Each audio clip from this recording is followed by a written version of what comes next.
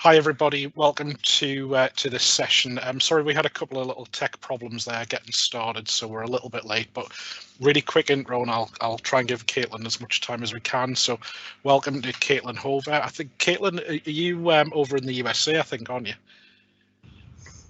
Yes.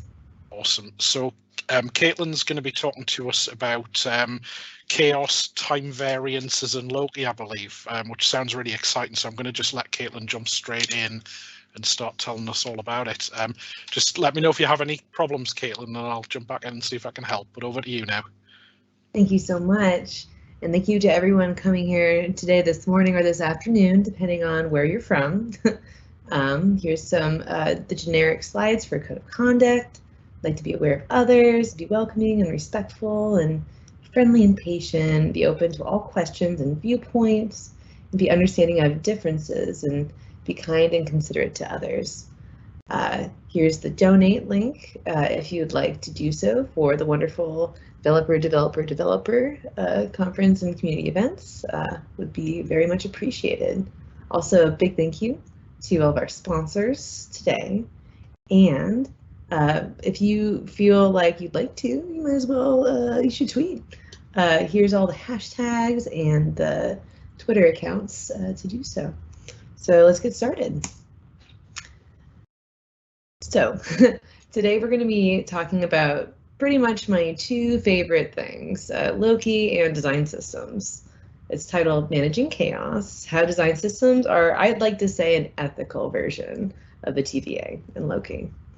My name is Kaitlyn Hova, and I get to lead the engineering side of things for a fast design system. My background is in music and neuroscience, but I've been an engineer for the better part of a decade. And during that time, I found a true passion of mine, which is design systems. I also really enjoy other nerdy things like Marvel, and sometimes those interests converge into interesting things like this talk today. I want to be a friend and preface this talk by letting you know that there will be spoilers and some very loose analogies sometimes. So buckle up for a good time talking about Marvel and design systems. The reason why I thought the world was ready for a talk like this is because Disney Plus's Loki TV show has been fully out since July. And in COVID time, 4 months feels like a year. And if you haven't seen it, you really should. I promise you, it would be a really great time for you.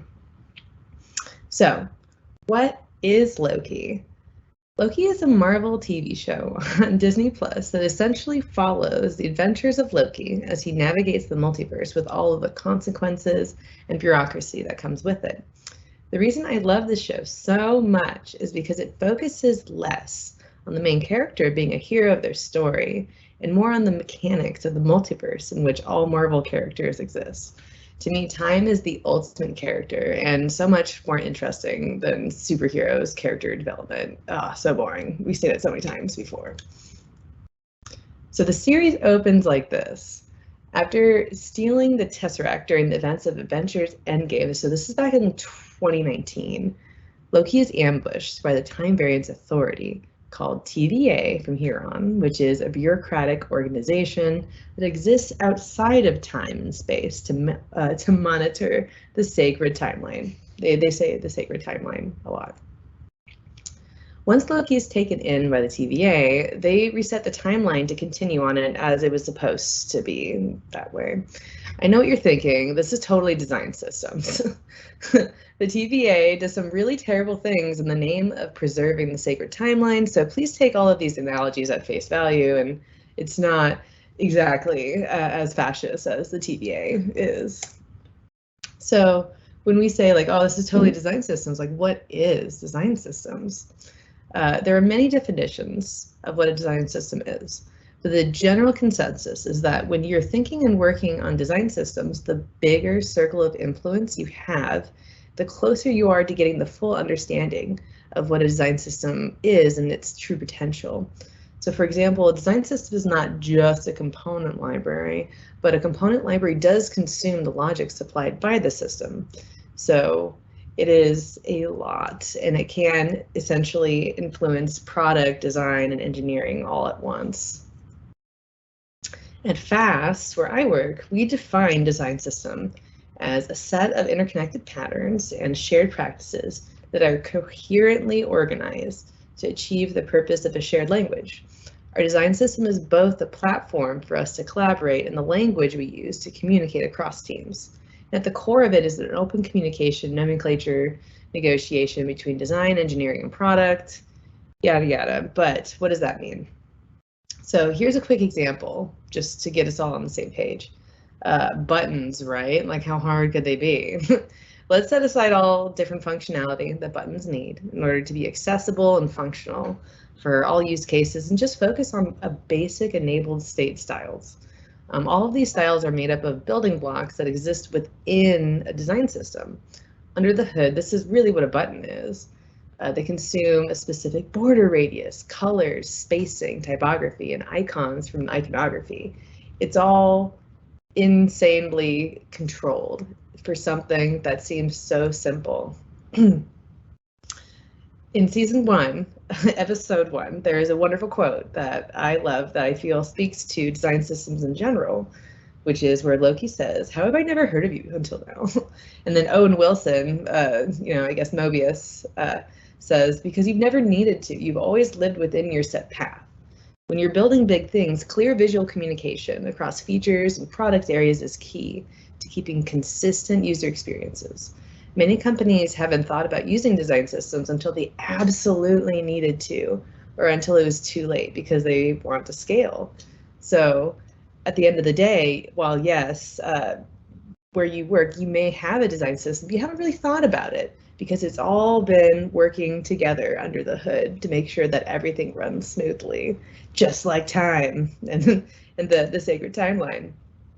In Loki, the TVA is supposedly run by the timekeepers, supposedly.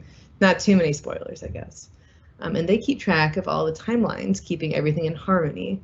I won't give it, again, too many spoilers about this, but you should really see the show. It's pretty great. The timekeepers are portrayed as dictators, really, for the TVA, but I'm a really big believer in running things less like a dictator and more like a DM from Dungeons and Dragons, because in a design system, you are world building and you have to roll with whatever your team throws your way consistently. You can never essentially say, no, you can't do that, but what you can say is like, no, we can't do that here because the system doesn't support this, but you can do this here. Because at the end of the day, your team just needs something and you have to help them.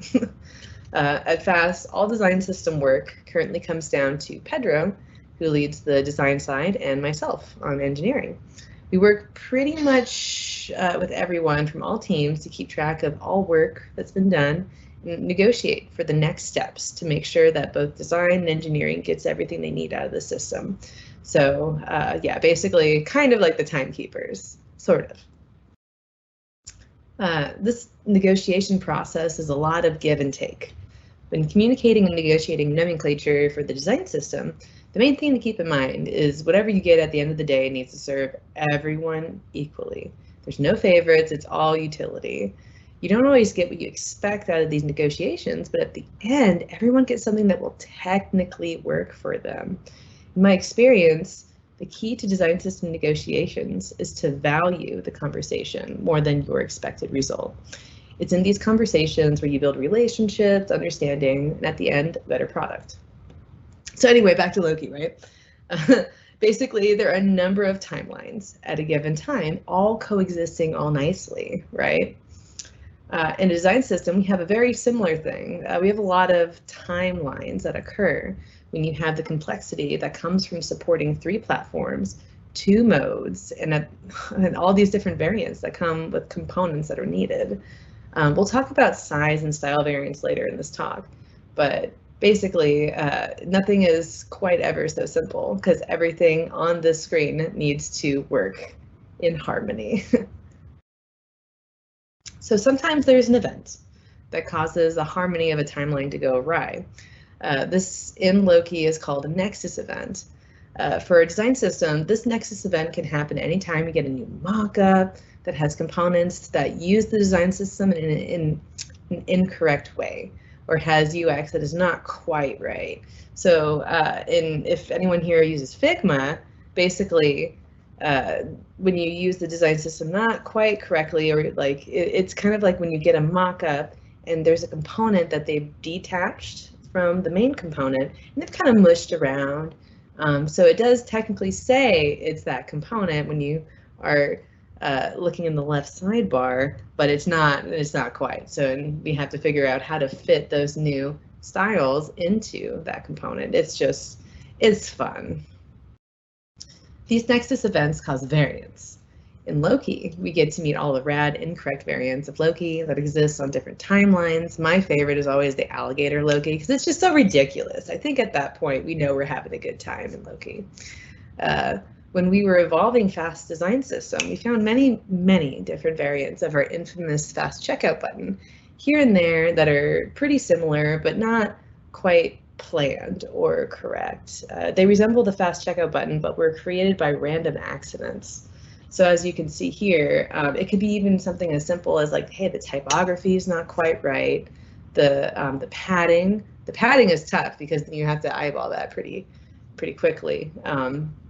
Sometimes we could even get into like a rando voice issue, or the color. Like the Fast Checkout button's only ever going to be black on light mode and white on dark mode.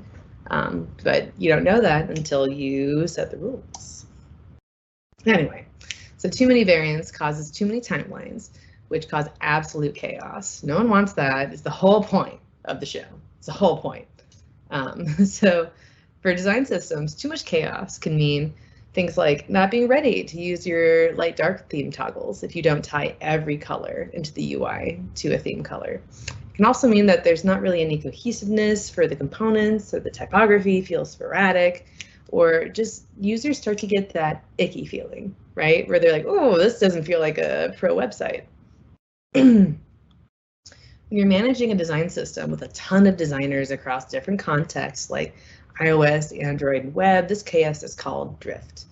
Drift has a pretty bad reputation. So inconsistent user experiences can cause user confusion, like I'm saying, like that icky feeling for users when they're just losing trust in that product because it just doesn't feel right. So for example, when people see our Fast Checkout button, they need to know exactly what they're going to get. When you're handling users' money, trust is crucial to keep. Without it, we don't really have a solid product. So however, when you're talking about drift, it's important to also realize that design systems also can't exist without it. It's impossible. As with the chaos that is inherent with all timelines, drift is inherent when you're managing design systems across different contexts like iOS, Android, and web, because each context has a unique requirement for what they need. So for example, an Android app cannot look like a web app. It just would not make sense or grok with Android users. When the chaos of drift goes too far, you need to get to the design system back on track. There are a few ways of doing this. In Loki, when they isolate a variant, they may prune them, which is a really scary thing actually in the show, where you think they die, but then you find out that the pruning is actually just putting them in a place for safekeeping. But this is sort of like design systems.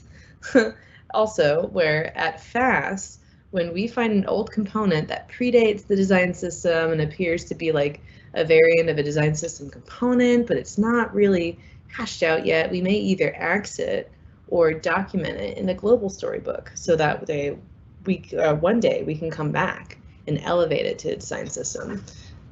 Basically, documentation. Also, we learned at the end of season 1 in Loki that all members of the TVA were at one point variants, just like the variants that they were hunting down. And to me, this is similar to how sometimes our designers will come up with rogue variants of design system components and their designs that will immediately then be incorporated into the design system. It's all the same-ish, right? For the sake of, hanging out and talk about Loki and design systems. But in the design system world, we go through a lot of effort to not have to get to that point. In order to manage the chaos of drift, we have strategies that have to do with people and others that are purely technical.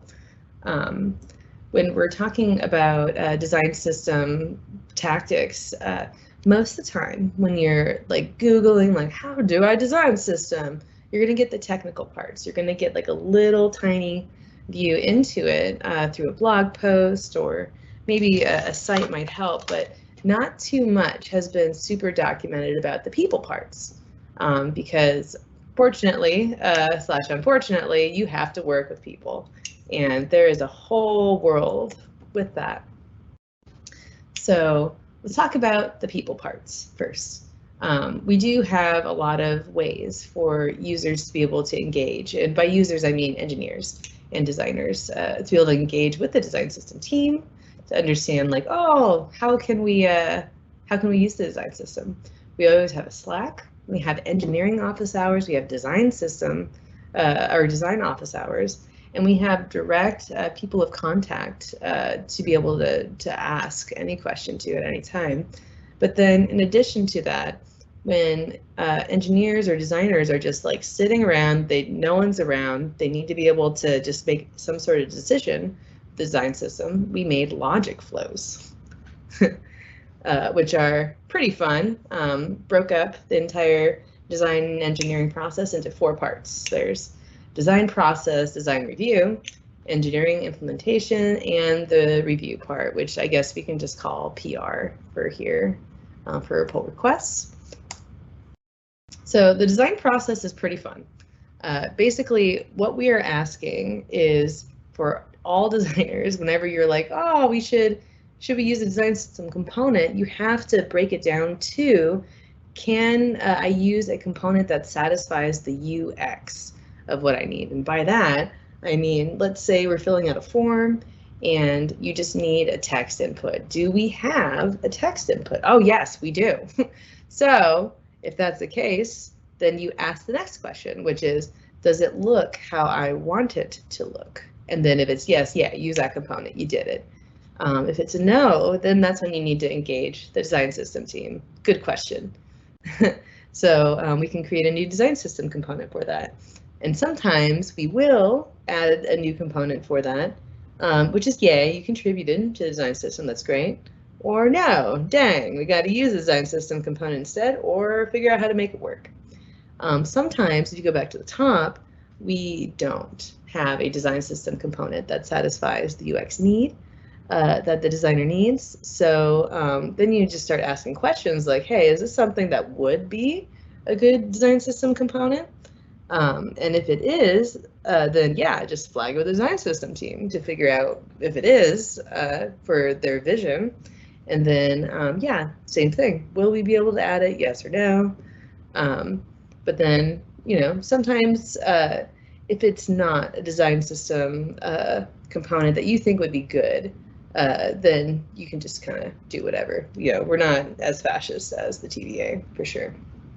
During the design system or the design review process, you have to ask questions. Like, I know it sounds super generic, but is this design using the design system effectively? We, you know, we have a basic list of bullets where we're like, okay, this is what we mean by if it uses the design system effectively. You know, you can kind of go through the logic flows there. If it's true, yes. Are there any new components in this design system for this mockup or from this mockup? At this point down here, that's where we're able to flag with engineering ahead of time before we say, hey, these designs are considered design complete. So that way, hopefully, design system engineering can build the design system components well ahead of time before you know, a normal engineer would sit down and be like, oh, I need to build this. So the whole goal of design system engineering is to be able to grease the wheels, and without this step at the end, you know, it's pretty hard to do that. Now, this is a bit lot. Once we get into the implementation or the implementation review parts of these, like drift eliminating flows, basically we know that we've made a mistake. Ideally, all of the drift prevention happens in the design phase. We should not have engineers have to worry about drift at any point. But we do ask, like, hey, in this PR, is it using the design system effectively? We have a list of bullets for what we mean by that. If it's a yes, great job, we did it. If it's a no, we have to go through each instance and figure out like, okay, is there a component that we should have used before? Or it could be like, hey, is it not using any of the typography before? What do we do? And at this point, this is where we get into the scary logic flows, where we have to ask, hey, is this being used by a high priority project? If it's a no, then we are bringing back this idea of the global storybook, and we're just going to document it and build it in there, essentially. But if it is being used by a high priority project, unfortunately, we also have to ask, do we have design system team bandwidth to build? And if it's a yes, that's a great, like, oh yeah, let's do it. Let's build it in the design system ASAP right now. But if it's a no, again, we just have to bring in our concept of the global storybook. We'll build it and document it in there. And then that way, we'll be able to come back to it when we are fully able to elevate it to design system, because it does take time. Last step, implementation review. Are there any missed opportunities to use the design system? Same questions over and over again. Basically, this is just engineers being friends in PRs, trying to help them use the design system effectively. And an example could be like, hey, give them a link to the component, etc. they should use and ask them to change. And again, if we get into the implementation review and we find that the design system is not being used effectively, we've made a mistake. There are a ton of engineering parts to preventing drift as well. So we like to call our approach Figma first. Figma is our one source of truth at Fast. It's not what's in the web app or any app at all. It's literally Figma. The style values of Figma are always right, and because of this, we don't have to manage as much downstream of Figma in the iOS and Android web apps. There isn't any need to aggregate all of the iOS and Android and web design system components into like a Frankenstein storybook that is all gross and clunky. Linters are also a really effective way to get engineers to do things that you don't want to have to hash out in PRs. The sooner you can give an engineer feedback, the more likely they are to use the system effectively.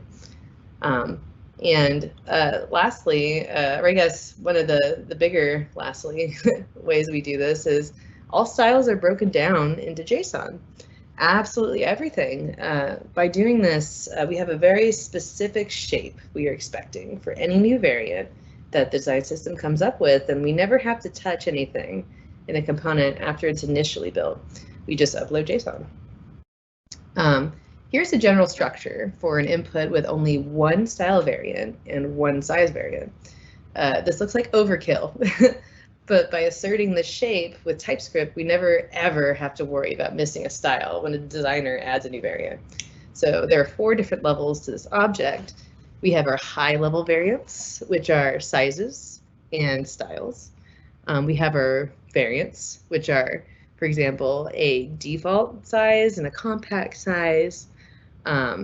Variant could be a style variant where we just call it default. That's fine. But that's where the size variants kind of end. We have all of our styles in here, but then once we get down to states, that's when it starts getting real interesting with the style variants. We're calling our default state enabled because we have disabled and enabled. I lost that battle. That was design. I couldn't change it. It's you get some, you lose some. Another state is error state. And then within there, we have the interactions. So default hover active. With this shape also, we can be sure if we need to, we can add any other states that we want, making sure that everything downstream of it will also have the same shape. So designers, no worries, go for it. It's really not that bad when we add new style variants or size variants. It is a joy. So how to detect too much drift, really? So understanding that there are numerous strategies to try to prevent drift, how do you detect it? And like, what is too much? In Loki, the TVA have a tool called a chaos meter, which is pretty on the nose for me, but you know, it's okay, Marvel. So in design system world, there are a few different ways we determine too much drift. The basic understanding is that we have a few things that should be standard, and beyond that, we can allow for a little bit of chaos.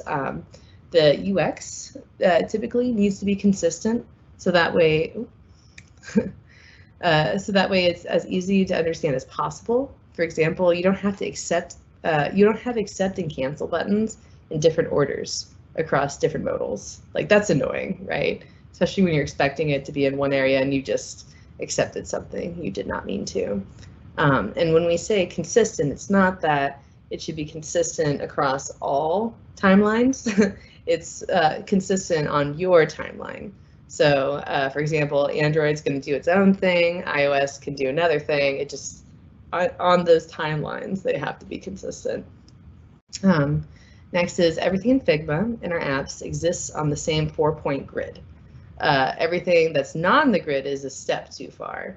And what we mean by that is that all spacing is divisible by 4. That's easy.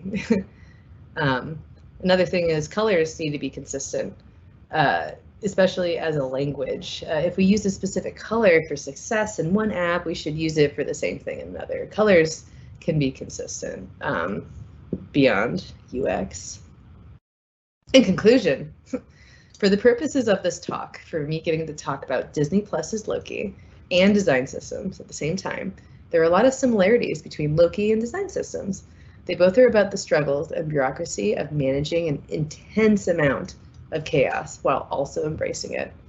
So I wanted to save time for QA today, specifically about Loki and design systems. I'm in. Does anyone have any questions or ideas about what's going to happen in season 2 of Loki? Hey, Kaitlyn, just mic dropping back in as well. I've just put a message in the Discord if for people if they want to put a question in there. That was a really great session, by the way. I really enjoyed that. Such a good way of like describing the problem, and it's interesting. I found for me that I work in a different area too, so I do kind of a lot of back-end system integration. But we have exactly the same problems, and it was so resonating to like a lot of the problems I see in kind of system integration world, and it's quite an interesting way to kind of describe it and think about how to manage it. So I'm gonna steal some of your ideas, I think, from there and see if I can kind of figure out how they might help me. Such a yeah. So I've got a couple of questions if it's okay while we're waiting for anybody to pop them in the chat. So at the end when you talked about you know that sort of last 4 points about managing the drift, how do you find like early in the presentation you had the idea of yourself and Pedro were like the timekeepers, and a lot of organizations I work in, it's kind of a bit more complicated than that, where you try to have your architecture timekeepers, but you have a load of other stakeholders who kind of come in, and it ends up being like the battle for New York over, you know, how much that you're going to have to drift or not drift. How do you kind of manage that, or is that I guess in a if it's all internal in your company, maybe it's like less of a problem than when you're sort of managing different business units or something. I don't know. Yes, it can get very complicated. Within different teams, they have different requirements. So an example is that for inputs, one team is using a library that requires a forward ref in order for it to work, and another one is doing other different stuff. So luckily, we've been able to satisfy all the teams, but there are times you have to say no, because you have to make the judgment. It's like, is this drift on its own timeline, or is this drift that needs to satisfy all the different products? And at that point, we don't say no. Specifically, you say, hey, this is what the system is doing. Can you work within the system? If you can't, we'll find a way. Like it just, you have to it's a lot of mushing. But so do you have things where you might say that the decisions, like, do we let them go off on a variant and then try and bring them in the main timeline later? Do we let them go off on a variant and then eventually kill it and replace it with something that's in the main timeline? And then the third one would be it goes off on a variant, and you just know that it's almost like technical debt in a way, that it's never going to come back to the main timeline. Yeah, especially for old UI that we know is going to be changed very soon. So there's definitely a question of time. Like, for example, if there's a variant where we're like, hey, this doesn't really like fit in the design system at all. Like, why don't you just document it in the global storybook, and then we will come back to it. Because we don't want to halt or be like, make production slow by any means. Like, the whole goal of design systems is to grease the wheels. And sometimes that means that there could be components that aren't in the system that people create, and that's fine. Yeah. And then we will put them in place. So how do you, what's your thoughts on like how innovation comes into it? So I guess something completely new and innovative, I guess that's almost like a variant that you want to happen in a way. Yeah, we've had some really cool variants actually come up, like out of new mock-ups, where we're like, oh geez, like, why were we not doing this before? So then we immediately just like update the system. Like, so for example, it wasn't until recently that we supported 3 new button sizes for our fast checkout button for all of the different external customers. And it sounds really dumb, but it was really exciting. I got really excited because then that means it works better for more forms, because some forms are skinny, and some forms are larger, and it was a moment of growth. Yeah.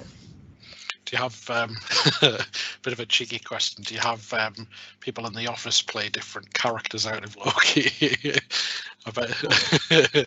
No, what's funny is we're an intensely remote company. We are very remote first, so I guess like there are some components that I'm like, that's the alligator component. Like, so I guess my world is mostly in components, but people have been like, I think FAST in particular. I build design systems at many different companies, but FAST has been the only company I've ever seen where it's not that you're spending 80% of your job convincing people to use the system. It's amazing when you come into a company and they're like, so we all agree that design systems are good. And you're like, well, I don't know what to do with my hands now. I guess I just do the design system work. Yeah, it's like you can focus on the bit you enjoy then, not the bit of convincing. Yeah, that's really cool. I don't think we've actually had any questions pop up in the Q&A on Discord. Just a reminder, if anybody does have questions, pop them in there. So what things are next for you then, Kaitlyn? What other stuff do you have plans? I know I was reading on your bio, and I had a look at your website about the violin thing you made, the printable violin, which was very, very cool. Oh, thanks. Yeah. We for anyone that hasn't had a look, basically, my company that I co-own with my partner, Hova LLC, we created a open source 3D printable violin called the Hovalin. It's really lovely. We're trying to get into schools, so that way we can take STEM funding and help music programs, and that's always kind of in the works. We definitely need to, next step for that is making smaller versions. Right now it's a full-size violin. I think we have a 3/4 size. We got to get it down to half size because that's where the little kiddos are, around like 4th grade. Yeah, I get you. Yeah. So is the idea that kids can, in a classroom, they could make their own sort of modified violin in a way, print it out, and then just play it in their music lessons or something?